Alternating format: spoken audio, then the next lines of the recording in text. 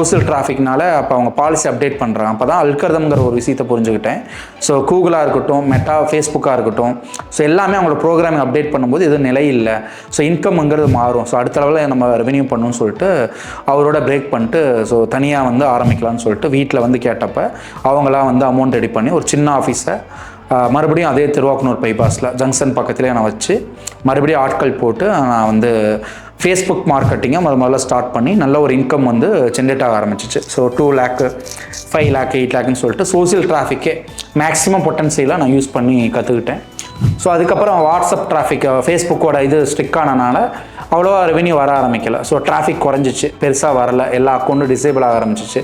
So Facebook வந்து ஸ்ட்ரிக் பண்ணிட்டான் அவனோட ரூல்ஸ் எல்லாம். ஸோ அப்போ நிறைய பேர் எம்ப்ளாயிலாம் வந்து போயிட்டாங்க. ஸோ எம்ப்ளாயிங்கிறது எப்பயுமே சக்ஸஸ் ஆகும்போது சம் எம்ப்ளாயிஸ் நான் ஃபேஸ் பண்ணுறது, ஸோ ஒவ்வொரு கம்பெனியில் எப்படின்னு தெரியல. ஸோ எனக்கு வந்து எம்ப்ளாயிஸ்லாம் என்னென்னா ஃபெயிலியர் ஆனால் போயிடுவாங்க, சக்ஸஸ் ஆனால் மட்டும் கூட இருப்பாங்க. ஸோ அந்த மாதிரி தான் வந்து அந்த ஆரம்ப காலத்தில் இருந்தது.